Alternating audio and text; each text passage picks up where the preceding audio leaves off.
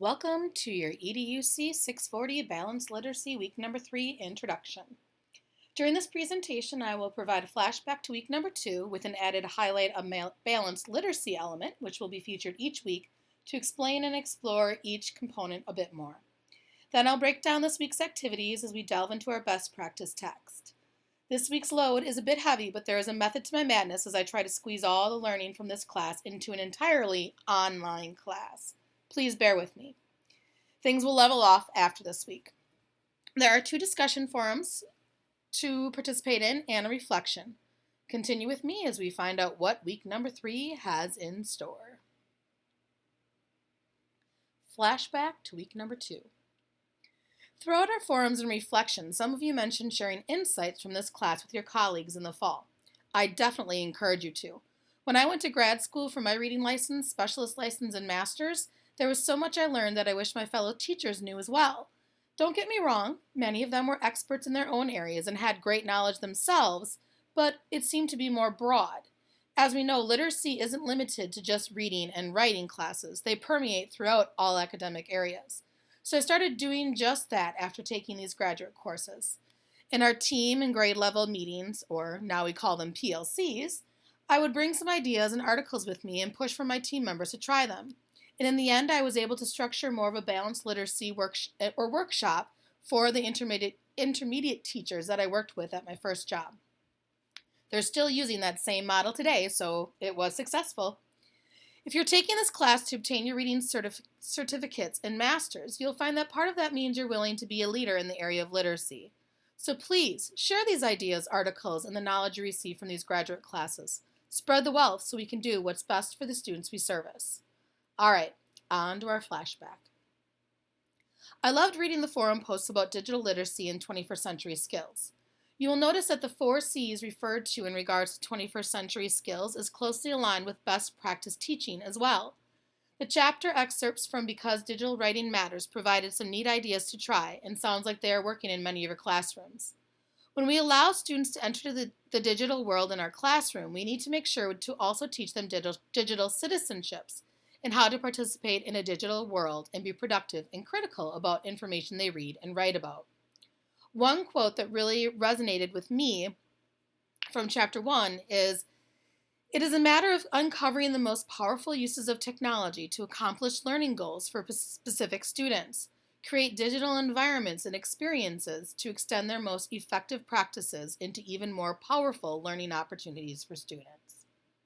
It seems that many of our writing processes were similar in our early academic years. Multiple drafts with paper and pencil, then we got it back with some red editing marks and revisions, and headed back to the drawing board time and time again until we had it close to perfection. Chapter 2 discusses taking advantage of the digital writing in which collaboration can happen. Peer editing over cyberspace, access and looking at revision histories, a focus on ideas and elaboration, the craft of writing rather than the focus being on editing, spelling, and conventions. Digital writing still necessitates the use of the gradual release of responsibility, with teacher modeling, showing students the tools and tricks of writing digitally, but also having them think strategically, critically thinking aloud as we create digitally. The forum post provided so many different insights as to how you make digital writing happen in your classrooms. That brings us to our journal article about vocabulary instruction and words. This article brings to light things that sometimes slip educators' minds about vocabulary and word instruction. It also provides some relevant ways to apply the ideas that our author is conveying. Some main takeaways are that vocabulary is a principal contributor to comprehension and fluency. It needs to be used as a direct instruction tool. When teaching about words, you need to help students make connections with words and their parts. And vocabulary instruction involves getting students excited and engaged in their learning. One of the main components of my 6th grade reading course is word work. We focus on more complex prefixes, suffixes, and roots. When I start a new affix or root, students create a 3-column chart in their notebook with the heading Words I Know, Words I've Seen or Heard, and finally the last column, Words I Have No Clue About. I introduce the affix or root that we will be exploring and then provide them with a list of words to know that use that root or affix. And then I go through a slideshow that I created. Students write the word in whichever column best fits according to their background knowledge of it. After I introduce each word, I then uncover a picture clue to help students remember what the word means. Sometimes the picture clue is silly, sometimes it's serious, but regardless of the picture, I always tie the meaning back to what the affix or root means. We then play games, create posters. Students may create a word tree or a mini dictionary to help them to remember the words and the affix or root meaning. The creation of non-linguistic representation for the word was one thing that was lacking in my vocabulary instruction, which led me then to uncover that visual clue, that picture, to help trigger students' memories when I'm introducing them. In the beginning of utilizing the non-linguistic representation, I had all my students draw a little visual in their notebook in their 3 columns to help them remember the meanings. Then I released the responsibility and allowed students to create their own little notes to help them remember what the words meant. Some still used a little sketch, and others went beyond and found synonyms or wrote their own kid-friendly definition, or sometimes even put it in a sentence to help remember the meaning. I then challenged them to find words with similar affixes and roots in their readings and try to use the words in their everyday life. This is something that they can then come back and display in the room on my word tree. They can write the word that they used or read and put it on a leaf and then slap it on the tree. I applaud them and give out kudos whenever they do that or tell me about their experience. I am fortunate because I reread these articles, texts, and excerpts that we use in class. Each time I revisit the information, I'm able to find something to try in my classroom once again. So as I've mentioned, to try to make changes and implement all these ideas at once would drive a person crazy. But try to bring a few ideas into your classroom bit by bit, with baby steps, tweaking the ideas to fit your situation and make it less overwhelming. There seems to be a good understanding of balanced literacy when we look at the basic model as represented by the graph from our folder of balanced literacy. That graph or table pictured here, smaller, displays the simple parts of balanced literacy, the main components. This is why I really like this simple table. It breaks down the components of balanced literacy into simple, manageable elements that an educator can implement with some ease and doesn't seem too overwhelming. The web graphic shows all the intricate pieces and how they work together, adding that interactive component to balanced literacy. So depending on where you are in your career or situation, you may already have the basics as shown in the table and therefore are ready to move towards mastering all the components from the information we explored in week number 1. Balanced literacy is ensuring that students are learning reading and writing strategies, skills, and techniques through the gradual release of responsibility method. Starting with the read aloud and write aloud, the modeling of what a final product may look like, sound like, or work in a proficient reader or writer. Then comes a shared component, the I do, where the teacher models the thinking that happens as a proficient reader or writer. This component typically is seen in many lessons, thinking aloud in that block. This will be the focus of the highlight on balanced literacy components. From the reflections in week number 1, there is a good grasp on the modeling component in mini lesson idea. Modeling is one of those best practice teaching that you'll see mentioned over and over again in our text and the other things that we'll be exploring. As I spoke of with the gradual release of responsibility, we need to show our students what our expectations are and provide them with different opportunities to demonstrate our thinking of how we use the skills that make us good readers and writers. Using think alouds as we read or write in front of the students is an essential part of the literacy block through that shared experience. Many learners in our class articulated their understanding of read alouds, the purpose and how best to conduct them. You can use read alouds to model fluent reading strategies, looking at vocabulary, but you can also use it for writing. The table graphic divided them into reading and writing.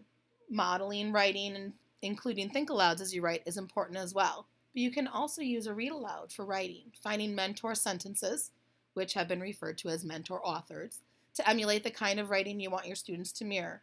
It could be exploring the language used in a piece and bringing that to your workshop. Don't limit your read alouds for reading only. Think about how you model reading and writing for your students. Can you strengthen it? In week number 3, the focus will shift to best practice teaching. There's quite a bit of reading this week again, but my rough outline shows that this levels off so that I'm able to provide you with week number 8 devoted completely to the culminating assignment. This week we'll start by exploring the basics of best practices through a presentation I created on Chapter 1 of our best practice text. And then you'll be introduced to the 7 structures of best practice teaching in Chapter 2. And lastly, reflect on where you and your school or district is at with the implementation of best practice teaching, connecting to Chapters 8 and 9. As you read through this information, think about where those best practices would fit in regards to a balanced literacy block. What structures are you already implementing? Can you improve? Where can you fit those structures into your daily routines of reading and writing? Our final paper for this class will ask you about your philosophy of literacy and how to best reach the learners we service. Infusing best practice teaching and balanced literacy ideas into our teaching will lead us on our way of becoming exemplary teachers. Week number 5 will bring a more detailed explanation of our culminating paper, which will demonstrate all the learning you've processed and possibly some that you already incorporated before this class. Chapter 1, Presentation and Discussion Forum. The first task this week focuses on our first chapter of the text. You can skim the chapter before watching the 15-minute presentation or follow along as you listen. The presentation summarizes the main points of this introductory chapter and asks you to activate your background knowledge on what best practice teaching might be. Please have your text with you as you watch the presentation. After viewing, participate in a discussion forum. The forum asks you to reflect on 2 best practice principles you understand or do that were explained in the presentation in Chapter 1. You also will need to then explain 2 principles that you would like to utilize more or include in your teaching. Check it out for more information. Chapter 2, the 7 structures of best practice discussion forum. Next, you will need to read Chapter 2 of our text, which explains the 7 structures of best practice teaching. This is a long chapter chock full of information that can improve our teaching. As you read, I ask you to use a reading strategy of stopping and jotting. This is something I have my 6th graders do all the time. When they come across important information or things they want to remember, parts they have questions about, connections that they've made, I teach them to stop and jot down a few words or phrases either in the margins or on Post-its that help them to remember that particular part. Do the same as you read this chapter. After you're done reading the chapter, choose 3 of the 7 structures you can improve upon or incorporate more in your classroom. Explain the structure's importance to student learning and share ways that you can include it in your instruction. This forum is set up as a Q&A forum, like one big forum post. I've started the thread with the prompts for the forum, so you'd click on my link and then add your response. After a 30-minute grace period, you'll be granted access to the entire thread and can read what others have posted and then reply to them. The points for this forum are quadrupled to 40 points total. Chapters 8 and 9, Reflection. The final activity is to read Chapters 8 and 9 of the Best Practice text. These chapters are short and sweet. Even though we haven't explored all of the chapters and information in this book, I felt that these chapters would set the stage for you as that literacy leader I spoke of earlier. Relate the topics of the last few weeks to these chapters and where your school or district is at. How can you promote best practice teaching and balanced literacy in your situation? There are some question prompts to aid you in your reflection, which is due on Sunday of next week. I felt this little cartoon was pretty appropriate for last week's reading of Because Digital Writing Matters. It's interesting how many of my students tell me all the time that they prefer to have an actual book rather than an e-reader. I even had one student take the book and flip through the pages and say, "I just love how books smell." So even though this isn't true for all of our students, it is true for some of them. So on that note, happy reading, and let me know if you have any questions or concerns for week number 3. Goodbye.